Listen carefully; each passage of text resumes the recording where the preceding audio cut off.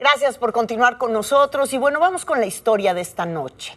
Este año se cumplieron 17 años de uno de los atentados contra un activista en favor de la seguridad, quizás el que fue el más estridente de aquella época.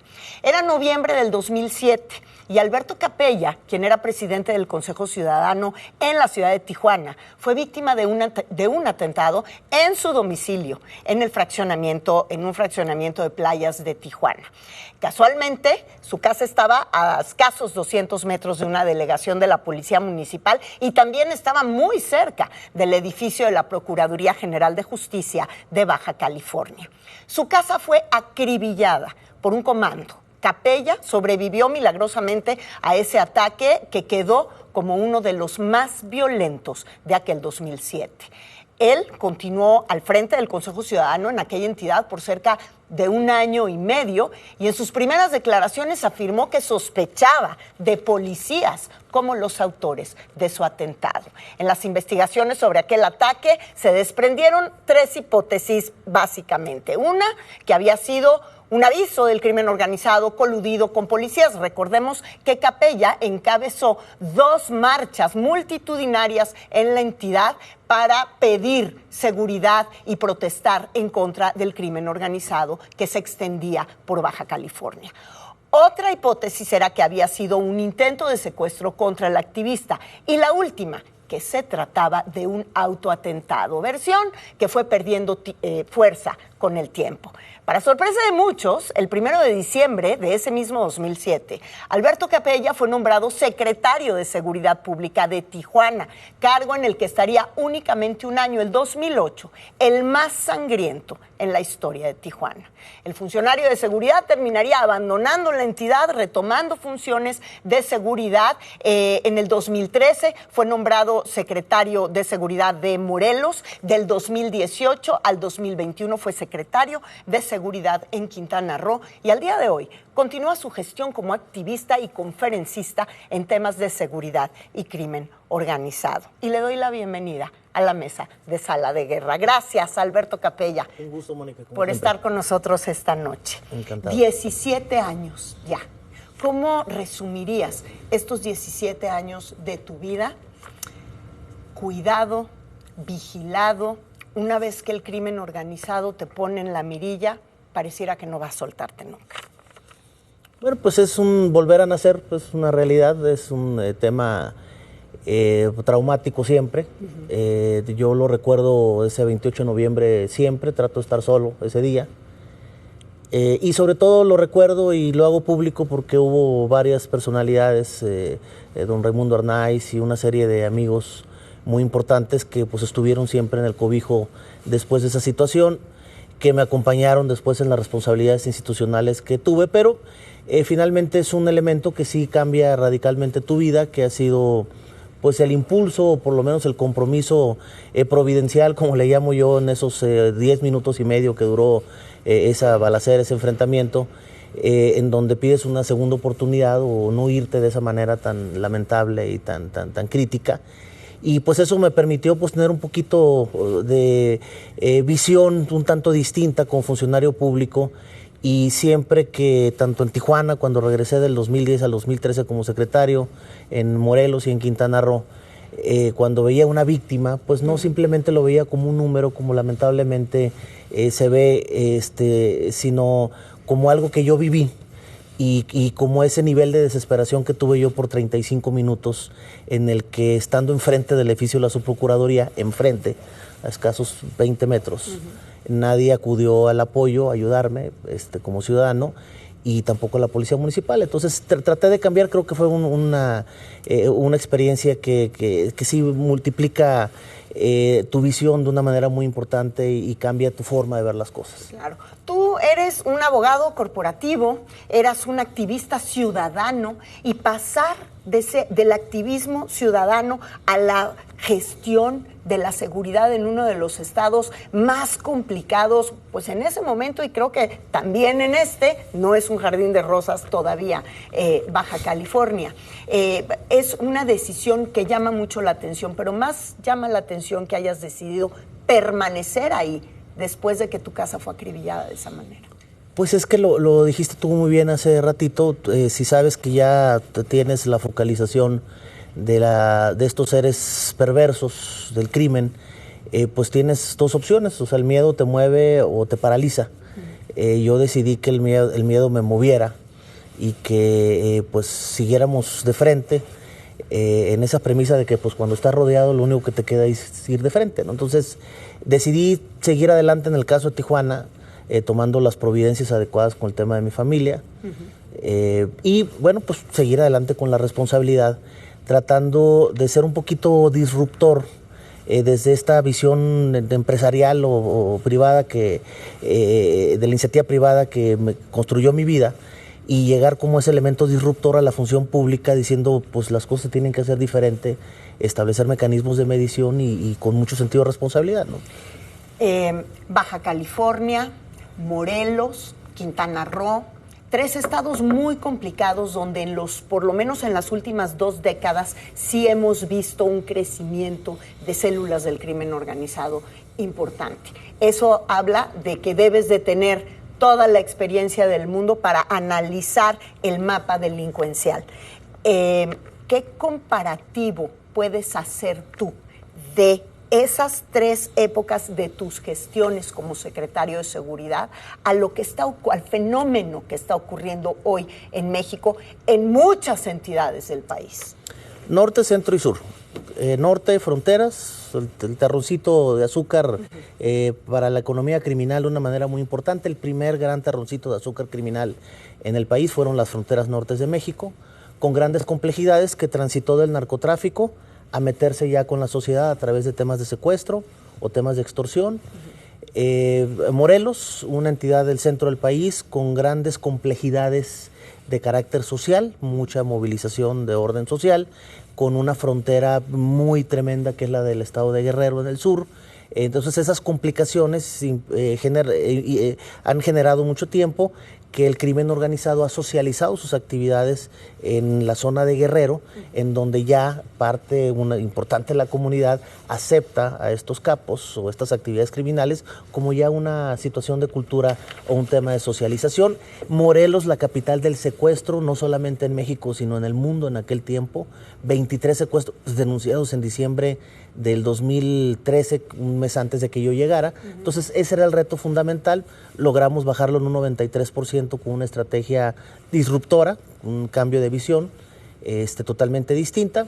Quintana Roo, sur del país, grandes complejidades también de carácter social, una zona que es inexplicable, el enorme crecimiento económico en ese paraíso turístico que tenemos en el Caribe mexicano, la puerta de México hacia el mundo, y un subdesarrollo institucional inexplicable. Policías de un verdadero tercer mundo, poco desarrolladas, con grandes complejidades de consumo local o turístico de droga, con trata de personas, y con un fenómeno que pasa desapercibido, que está en esa zona gris que confunde lo bueno y lo malo, o sea, la gente buena y mala, que es el tema del lavado de dinero. Entonces, claro que tiene grandes complejidades, y si a eso le sumamos que es una zona de recarga de combustible para el tráfico de cocaína de Sudamérica hacia México, en esas grandes historias allá en Chetumal, particularmente al sur del estado, bueno, pues es obviamente una complejidad bastante importante en una zona estratégica para la economía de esa región. Los criminales o los miembros del crimen organizado, hasta hace un tiempo, antes de que comenzaran las redes sociales a existir y las distintas plataformas que les dieron voz y vida y glamour, cuando haces una serie de televisión donde hablas de su riqueza, de sus mujeres, de su poderío, ellos solían estar escondidos y de repente tienen cuentas abiertas en redes sociales, de repente al estar más evidentes pareciera que están más intocables. Es un fenómeno muy raro, ¿no, Alberto? Y muy desafortunado, es un esquema de culturización a través de la música, de la forma de vestir y de modas que van creando en regiones como Sinaloa o lo que se ha vivido en Tamaulipas, que pudieran ser las dos regiones con mayor manifestación de un tema relacionado como el que tú comentas, sin dejar de pasar Guerrero y Michoacán, que trae otro tipo de complejidades también. Pero sí es ese factor de la naturaleza humana de buscar un esquema de reconocimiento. El Robin Hood sinaloense más famoso se llama Ismael Zambada. Mayo Zambada. Es un personaje sumamente reconocido. Yo he estado tratando de llegar a un número claro para saber qué influencia tenía o tiene el Mayo Zambada en la economía de Sinaloa, después de estar 50 años en la oscuridad. Es definitivamente el narcotraficante más inteligente que ha tenido este país, que por situaciones de desequilibrios no provocados por él, sino por el tema del culiacanazo, es una teoría que yo sostengo del 2019, el culiacanazo es lo que tiene el Mayo Zambada detenido. O sea, eso provocó una serie de agravios de orden institucional que en este país lamentablemente no nos dimos por enterados, pero que sí impactó de una manera muy determinante en Estados Unidos y se convirtió en un objetivo muy claro por esa lamentable situación de liberar a un capo cuando ya lo tienes detenido y renunciar, esa renuncia del Estado mexicano a cumplir con su responsabilidad, y ha sido sumamente vergonzoso, y todo eso ha generado una serie de acciones que en escalada pues llevaron finalmente a un tema de espectacularidad como la detención de un personaje que en su vida que siempre creyó que iba a pasar desapercibido y que iba a morir en libertad, y obviamente como una leyenda, como el Robin Hood sinaloense. Entiendo que estás próximo a publicar un libro sobre, sobre tu vida y sobre la historia del crimen organizado a lo largo de tus gestiones, enfrentándolos. ¿Quién nos robó la paz? En concreto, es un análisis, primero la idea de plantear lo que yo he vivido. Después reté un paradigma por una anécdota que tengo con un compadre mío que en paz descanse, y me llevó a generar una serie de entrevistas que han sido extremadamente fascinantes, con personajes que han transitado en los últimos 45 años, muchos de ellos en la vida pública del país. Muchos de ellos, lo mismo políticos que criminales. Gobernantes, entre presidentes, gobernantes, gobernadores, alcaldes, los principales funcionarios en materia de seguridad pública que ha tenido este país. ¿Testigos protegidos? También, porque es un libro de 360 grados, entonces la visión de los criminales ya reivindicados es sumamente interesante y muy enriquecedora, porque quita la visión unilateral únicamente de una parte de la mesa. Entonces, ha sido de 360 grados, la verdad ha sido sumamente apasionante para mí en este año todavía todo lo que he aprendido de estas entrevistas que he hecho. Y espero que sea una aportación muy importante, porque no únicamente plantea el problema. El problema que tenemos en temas del crimen no es la existencia de carteles, es la existencia de un mercado criminal. Y el mercado criminal es el consumo de drogas. Y si no logramos atender eso y seguimos distraídos pensando que los Chapos, los Mayos, los Golfos, el Cartel del Noroeste y todas esas organizaciones son los responsables de la violencia, y no le entendemos cuál es la raíz del tema, vamos a seguir fallando. Desde tu óptica, ¿cómo observas la estrategia del actual secretario de Seguridad a nivel federal, Omar García Harfuch? Bueno, lo que yo te pudiera decir un tanto subjetivo, porque es una persona que aprecio mucho, le tengo un cariño especial y trabajé con él algunos temas cuando estuve en el estado de Morelos, con una eficiencia impresionante. Se nota el toque muy particular del ejercicio que ha venido desarrollando los últimos 66, 67 días. Sí. El tema de la investigación y la inteligencia es un tema fundamental, es el pilar que mueve la seguridad en el mundo, y quien no lo entienda de esa manera y piensa que con presencia policial de la Guardia Nacional, que fue el ejercicio del 2018 al 2024, las cosas van a cambiar, es un error. Entonces, sí hay una visión esperanzadora, este operativo Enjambre, el estar presente ahorita en el estado de Sinaloa. Los decomisos plantean una diferencia de lo que nos acostumbramos las y los mexicanos en los últimos 6 años, la inacción. Claro. Y tenemos 67 días con una acción institucional inédita. O sea que la administración pasada no querían accionar en contra de los delincuentes. La incertidumbre de los funcionarios mexicanos de cualquier nivel es atroz.